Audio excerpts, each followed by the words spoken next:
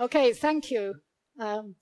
It's good to be here. I haven't been to AQC since 2013, but I have been sending Nick Chancellor in between.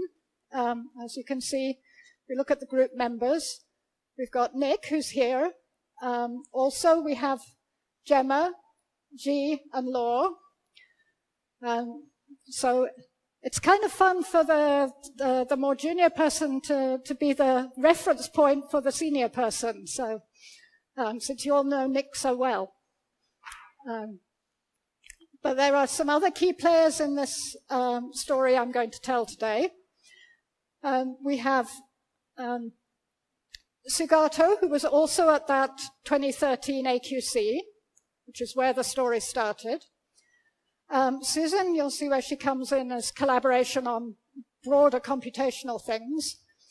And a lot of the work I'm presenting is from James and Adam, who are PhD students not at Durham, but at UCL and at Imperial in London. So, with that as the introduction of the group, let's see.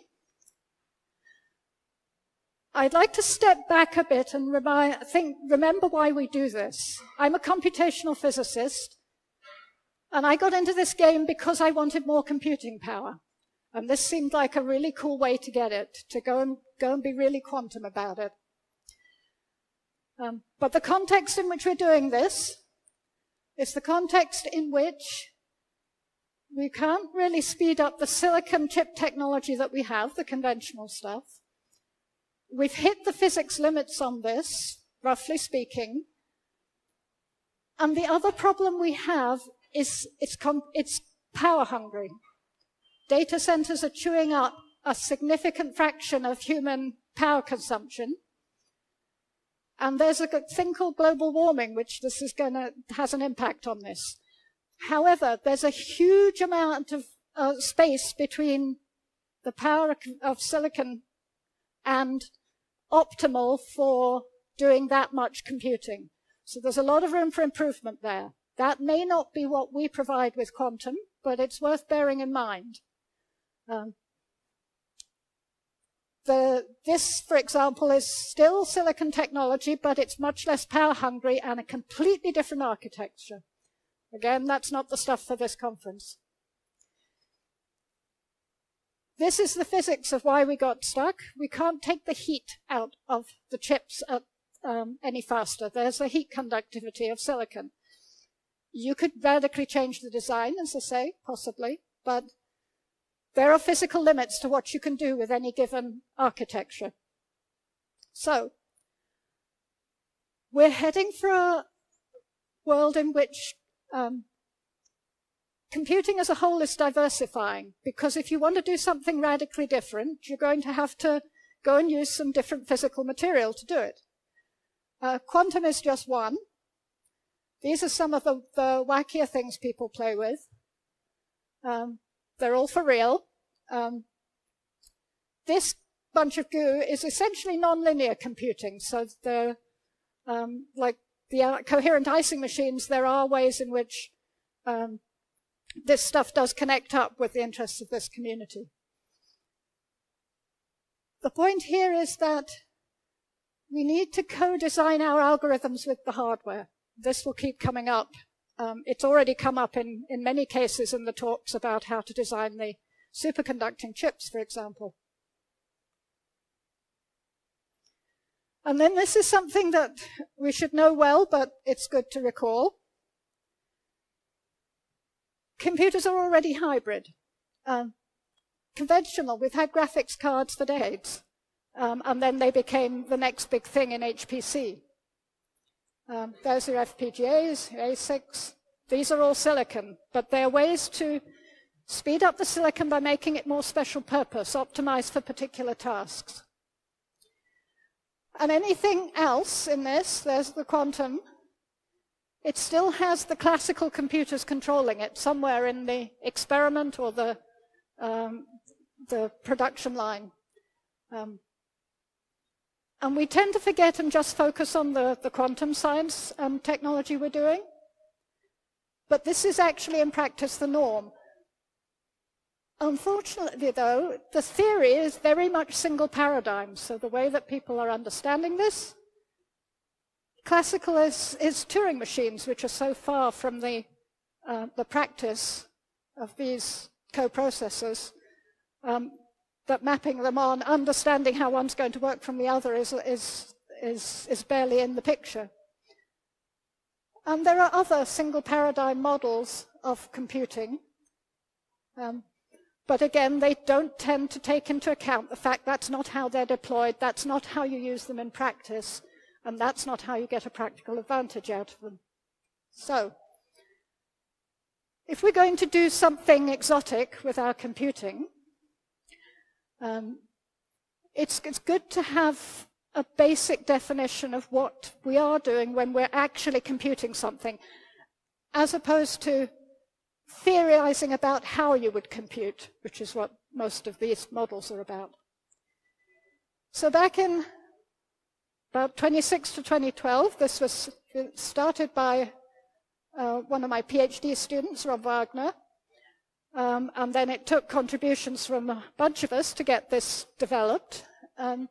It's just a framework in which you can reason about what's actually going on with not just computing, but also science, engineering, use of technology. I'm not going to do any more about this, but this is where collaboration with Susan Stepney comes in, and she does a lot of work on other types of unconventional computing. But that gives you tools, potentially, that are useful in our community for how to use complicated hardware optimally, how to optimize the ways to encode, design pulse sequences, or whatever. And out from our community over to people building nonlinear machines, for example. So that's the slide I use in the public outreach talk. Of course, there's the cleaned up version of it. Here's a very cleaned up one, so you can immediately see the connections to how we think about quantum computing. I've just flattened it out. There's the input, the encode steps, input quantum state, some time evolution, output, decode, result. So you can be unitary or more generally open system. I can enlarge the state space and look at it either way on that. I'm not making a point one way or the other on this. We can do it with gate sequences, or we can engineer our Hamiltonian and do it in continuous time, which is what we're mostly here discussing, but not entirely. This actually covers a whole range of quantum information processing, including communications, where we're trying to get that equal to that when this is something we don't have full control over necessarily. Well, the points I want to make next, which has come up in several of the talks so far, we have choices about this step. We're still classical here, choosing how to map our problem into the hardware that we've got. And there's a certain arbitrariness. This is one of the things that came out of our development of this, is that this step, the way that the encoding and the representation of the information goes, you've got choices about it. So in the simplest way, spin down and spin up.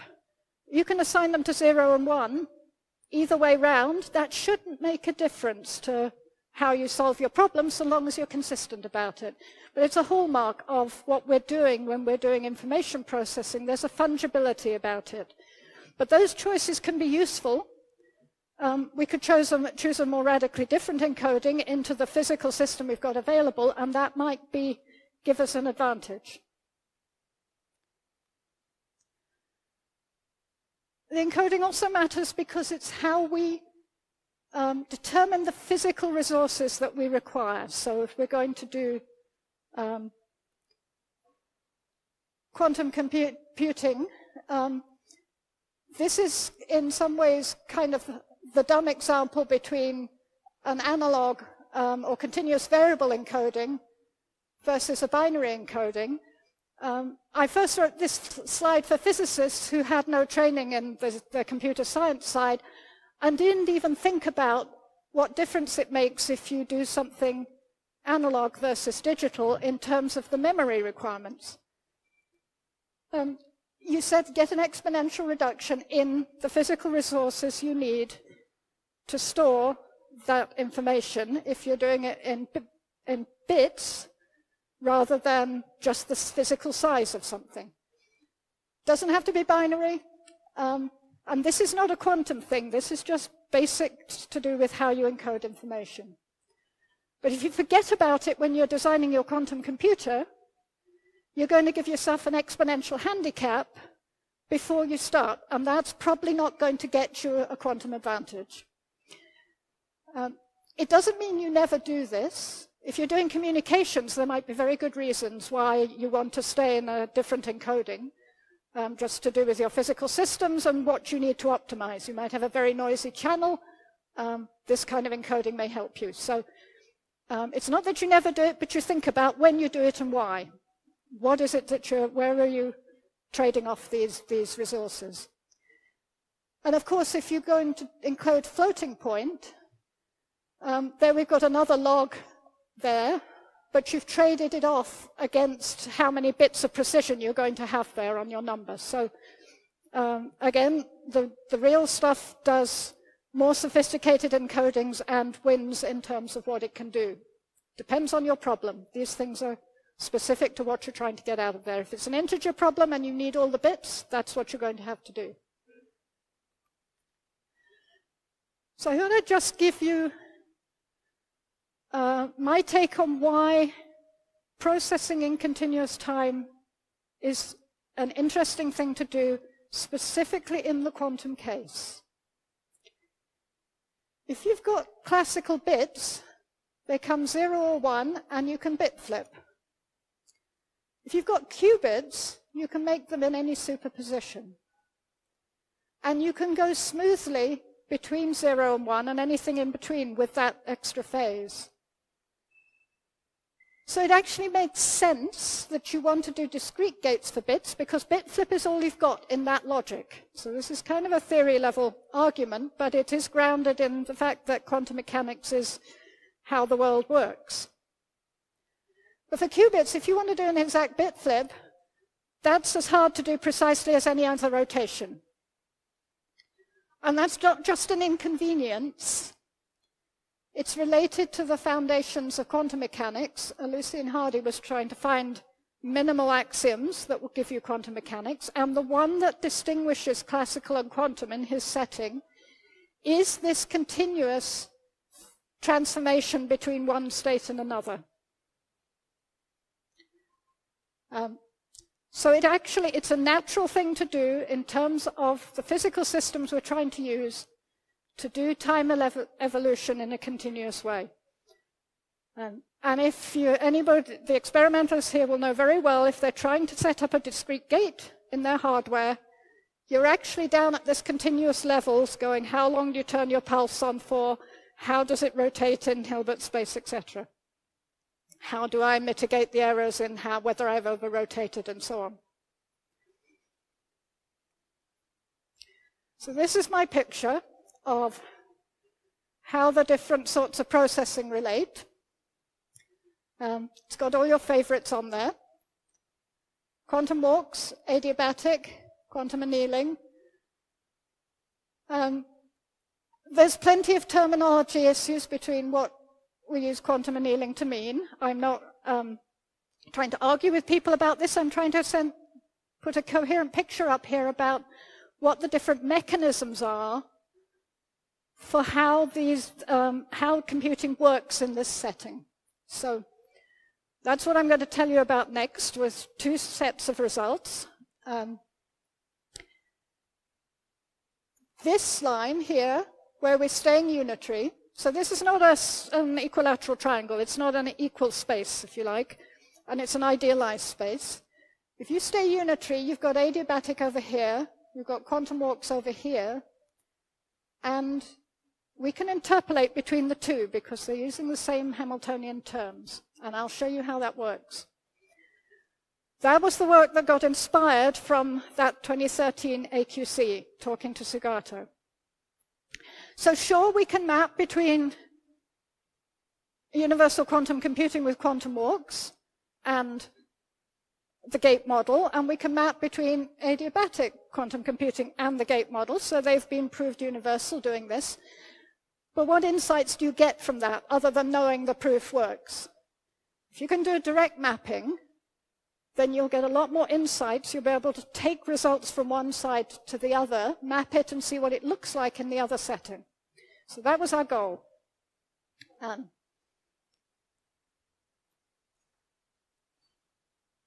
The other stuff I talk about is really looking at this corner, because there's lots of work on how adiabatic quantum computing works on different problems, but relatively little for quantum walks. So that's the second chunk of work that I'm going to talk about. So, continuous time quantum walks. This is the definitions that I'm using for the purposes of this talk. They come from Eddie Fahy, and lots of developed by Andrew Childs, including being universal. We're going to, quantum walks take place on a graph. More about that on the next slide. So we'll make an adjacency matrix of the graph. We'll just put ones for the entries where there's an edge, and zeros where there isn't an edge. Conventionally, you then form the Laplacian by putting a diagonal in that is the degree of the vertex. It makes some of the math easier where it's tractable and you can get analytic solutions. It will make no difference to anything I'm presenting today because I'm on regular graphs, the degree is the same, it just gives you a global phase.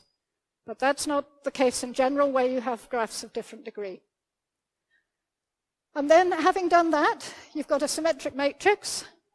Give it a hopping rate, and you've got a Hamiltonian. The hopping rate is the transition rate between connected sites per unit time, between these vertices, connected by edges. So the edges tell you which way you're allowed to hop. In state space, this is. And then we just solve Schrödinger's equation. It's time independent. Easy. Measure at some time, see where we got to. So that's a straight continuous time quantum walk. I'm going to say a little bit about the graphs involved. Again, a lot of you will know this and have got this straight in your head, but it's easy to get confused on this because there's two different levels of graph that matter here. What I'm talking about for all of this is encoded into qubits. So it's encoded hypercube graphs that we're walking on. So the talk that brought this out was the talk about search, the last talk yesterday, where it was the complete graph that it was the walk was on. I will use the complete graph a little bit, but a little more that comes later just for comparisons. So here's my 3 qubits, and there's my 3 qubits physically there.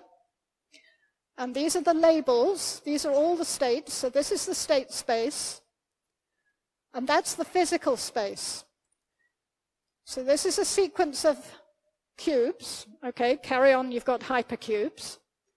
1 qubit, 2, 3, 4, and so on. So where we've got what the hypercube is, it corresponds to the transverse Ising driver, so the single sigma x's, the single spin flips. So for the minute, we're not doing double spin flips. That would change the graph that the quantum walk would be on if you did that. And you can do that. That's still a perfectly good quantum walk. Just got some more ones in that adjacency matrix. For the minute, I'm going to stick to this setting because what I want to do is understand how quantum walks compute in this setting. We can worry about speeding up and optimizing it once we understand the mechanisms.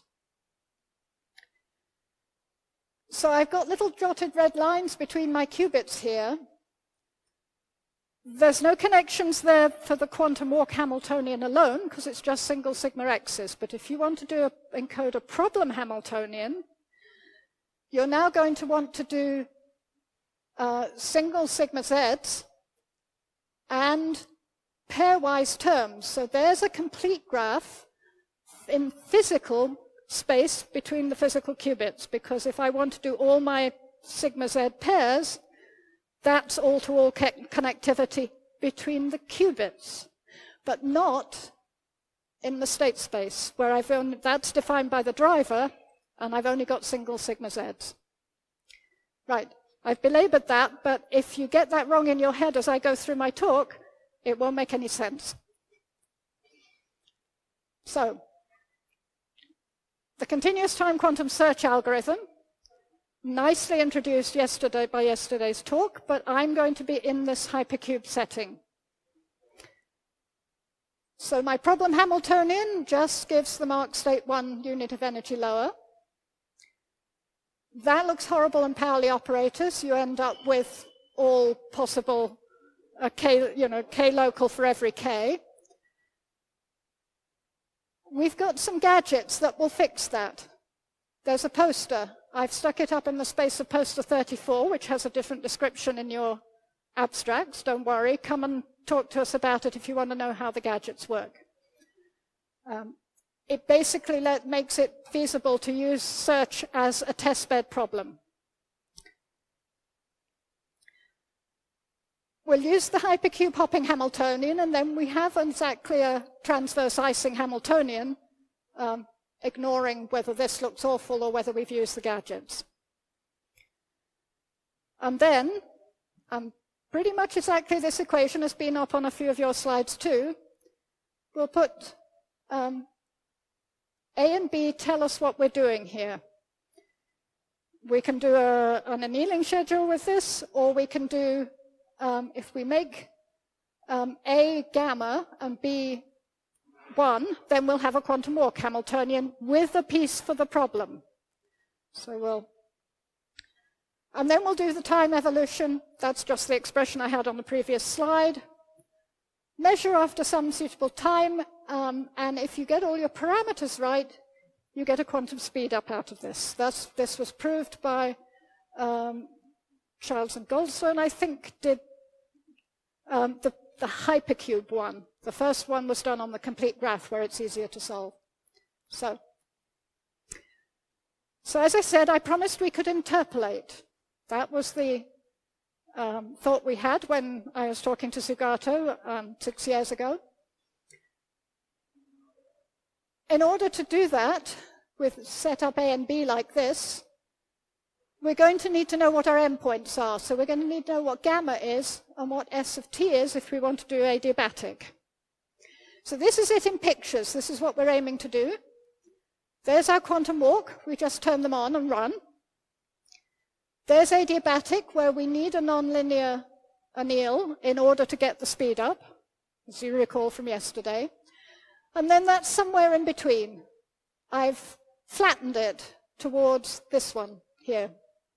And if you run that, this has been run, I think, for 8 qubits possibly for this, but so there's a bunch of finite size effects in here, but it's just to illustrate what happens. There's the quantum walk with the Rabi oscillations. There's the quantum and the adiabatic steadily moving up towards 1.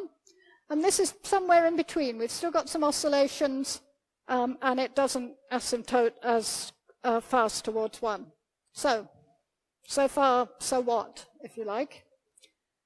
But let's look at, follow this through and see what we get. We need gamma and the annealing schedule.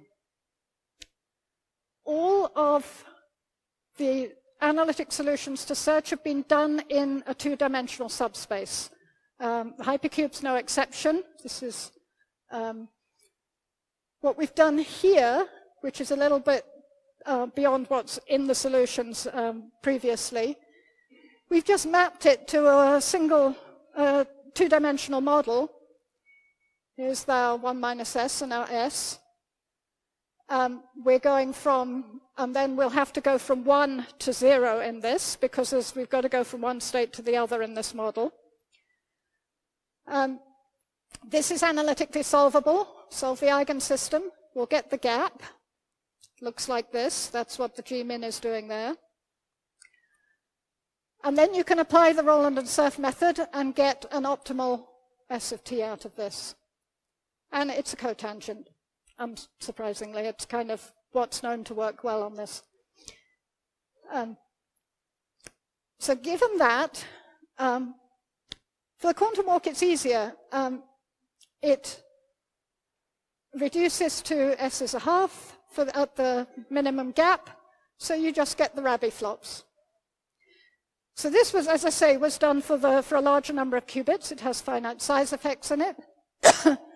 But once you've got gamma and S, you can do an interpolation in A and B. That will mean you pick your value of alpha and you'll sit somewhere between adiabatic and quantum walk. Nick Chancellor did this interpolation. It's not the only way you could do this. You'll get roughly the same results whichever way you do it.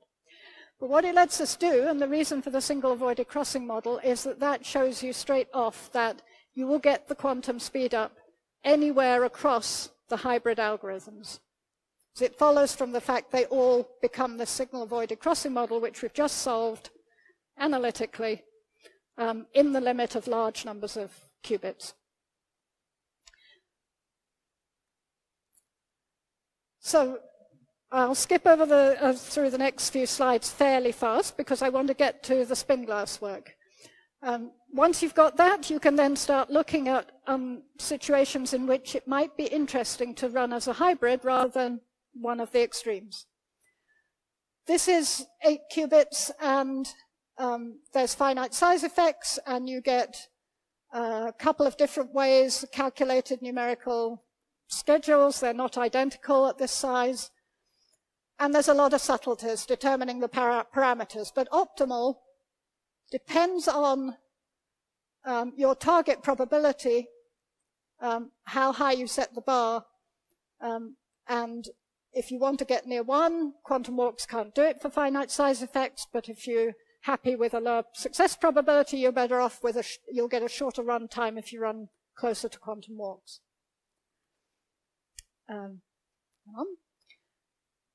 Now we need to optimize over multiple runs.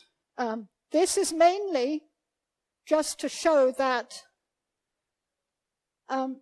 given that there must be a finite initialization and measurement time between runs, your optimization is now hardware dependent because that's what determines how fast you can measure and reinitialize.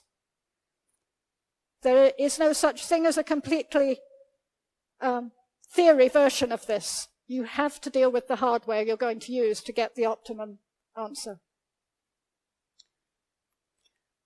But what we then looked at, a little more relevant, is let's put 3 types of imperfections in here and see how it breaks. If we just put decoherence on each qubit, it's high temperature noise. There's no noise, puts a little bit of noise in. You can see you're flattening out the adiabatic and the hybrid, and it's the quantum walk that is surviving, and you could do multiple runs on. No surprises there. If you don't know the size of your gap, you can't set the hopping rate correctly for quantum walks. And so you then do better with adiabatic because it will still find the mark state even though it might be running slower than it needed to. On the other hand, if you don't know where the gap is, you're better off with quantum walks because they just run the Hamiltonian without any time dependence, and adiabatic slows down at the wrong point. So it's a testbed problem. It's given us some insight into what the mechanisms and practical considerations are. But what we'd really be interested in is something that is more like a realistic problem. And while quantum walks have been very well studied on the search problem, in continuous time, putting them onto other problems that are known to work for adiabatic, people hadn't really thought of trying because they couldn't think how they would work. There was no insight for that. So we went ahead and tried.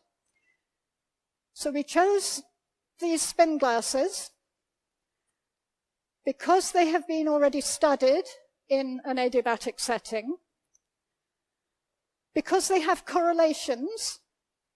these ZZ terms encode correlations. Real problems have correlations in them.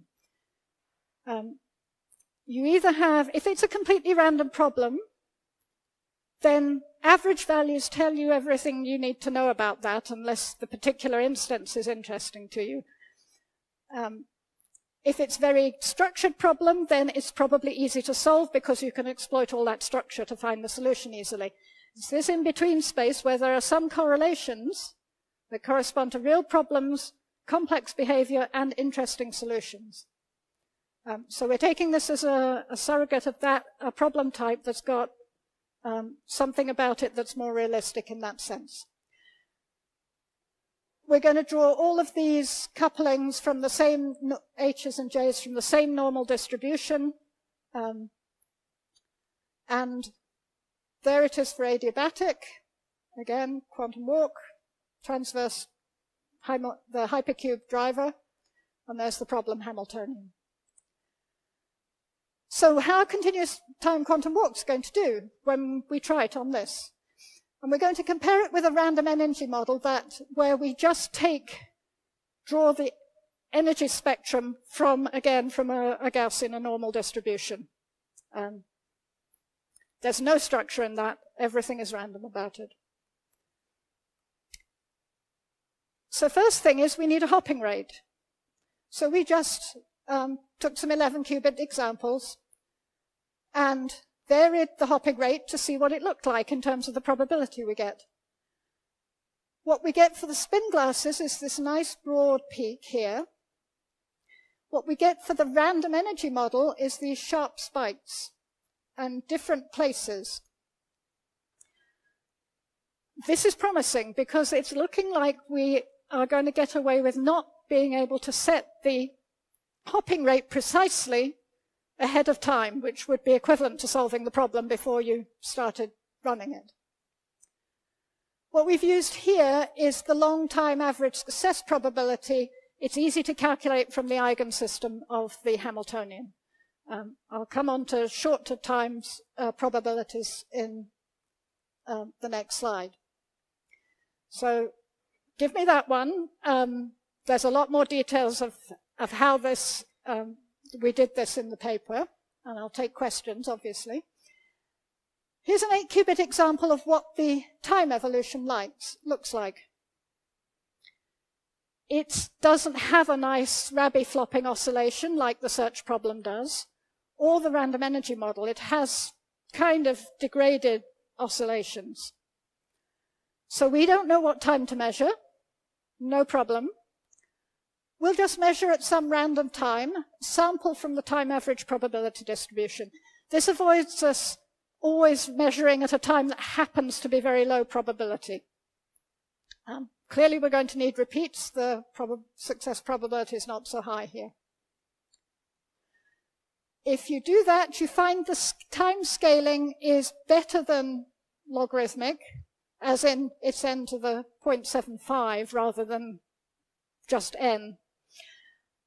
This number's probably related to the critical exponents of the Ising spin glass or the Ising spin model that we're using. We haven't had time to dig deep enough to figure if we can find that 0.75 somewhere. But from our perspective, we're just happy that it's a log factor because we know the main scaling is going to be, polynomial. It's an NP-hard problem. We're expecting search will give us a quadratic advantage. That's what we're expecting to see or better. So log factors we can handle. It's fine.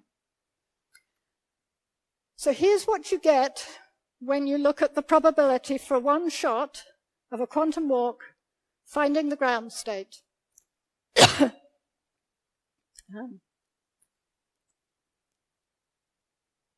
So that's random guessing. That's square roots. That's a quadratic advantage. That's what we get with the scaling of one shot. Cool. It's better than guessing. We're plotting on this the infinite time and one that's sampled actually from an even tighter window than the n to the 0.75. We've actually done it in square root of little n, but at these small sizes, that won't make any noticeable difference. And that confirms that the short runtime sampling is working. We're also using a heuristically determined gamma that is just based on the energy scales in the problem. You can calculate, in this case, it's just calculated from the parameters for the normal distribution that we've drawn those coupling strengths from. How you set them is then dependent on your hardware, what energy range you've got, for example. So again, we don't need to know an optimal hopping rate. It works pretty much indistinguishably well with this heuristic hopping rate. There are error bars on here, but they're not particularly visible with that level of data points, of samples. Okay, so that's pretty cool, but now we'd like to understand why that works. So we did, there's two parts to this. The first is, what's the spin glass structure, those pairwise correlations doing for us? So we added pairwise correlations to the random energy model. I just used a gray code to do this. I can explain offline how we did that, but it's quick and dirty, put some pairwise correlations in. It's not actually a hard problem as specified, but it lets us compare the behavior under quantum walks. Then we removed the correlations from the spin glass by scrambling the energies. So we just took the energy spectrum, treated it like the random energy model against the bit strings. We also removed the correlations from the driver by putting it on a complete graph. So we're flipping a random number of bits every time. It's equivalent to random guessing as we go. If we take the correlations out and use the optimal gamma, it all behaves like search. If we put the correlations in, it behaves like the spin glass. So we need to match the driver Hamiltonian to the encoding that we've used for the problem Hamiltonian. Those two things need to go together. If you kill one or the other, you go back to this need to know a precise gamma behaves like search behavior. But then there's the question, how could a quantum walk, which in this setting is a unitary time evolution with no time dependence, so it's energy conserving, how is it ever going to find a lower energy state? There's a very general mechanism, it turns out. Nick's going to generalize it tomorrow to monotonic anneals, where if you start in the ground state of one half of the Hamiltonian, in other words, the driver Hamiltonian, there will be some dynamics when you put the problem Hamiltonian in there, because that's the starting state is no longer an eigenstate. And because it started in that ground state for the driver, the overlap with the other half of the Hamiltonian, the expectation value will go down. It's pretty easy to show. It's a few lines. This is it in pictures. So you have the starting energy. That's the expectation with respect to the driver Hamiltonian. It must go up because there's some dynamics and it started in the ground state. Therefore, the expectation with the other half of the Hamiltonian, the problem Hamiltonian, must go down. And there it goes. Same thing happens for the random energy model. This is not special to spin glasses, it's special to quantum walks. It's part of how they find lower energy states. So, on to summary here, as I'm getting down to the last seconds. Quantum walks can find spin glass ground states better than search because they can exploit the correlations. This continuous time stuff is natural for quantum hardware. It's just basically what quantum mechanics does. I've said the hybrid strategies work best in real systems and it's how it's where computing as a whole is going, is hybrid hardware. What next? I have 2 more things. I'm going to leave it on the next slide. It works for Max2SAT. Poster 26 has got some Max2SAT stuff on there. If you want optimal algorithms, when we do the repeats, we have to use the information from each run to start the next run. Ashley Montanaro has some lovely quantum speedups of branch and bound algorithms. I get a quadratic speedup over that, but it's all the proofs are done in the discrete time walk setting. We think we know how to do it in a continuous time setting. One way may be the bias driver Hamiltonians. There's a poster on that tomorrow. It's up now if you want to see it. There's a whole lot to study with cooling in progress. There's a whole lot about optimal hybrid algorithms now. Where did that go? Can we have, please, the last slide to leave it up there while we take questions? I'm organizing a meeting where I want to bring the quantum simulation community more together with this community, because it's a lot of using engineering Hamiltonians in order to compute. So some very familiar names among the invited speakers there. Please come if you are free then and are interested. Thank you.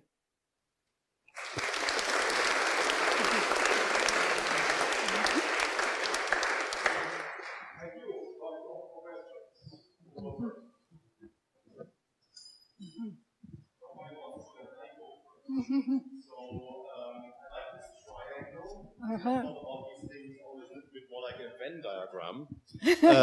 Where would quantum stochastic walks, so quantum walks with built-in relaxation to give it directionality, go there? Are they fitting on the diagram? Is it something you're thinking about? Let me see if I can quickly, well, actually, we'll go back very quickly. Oops.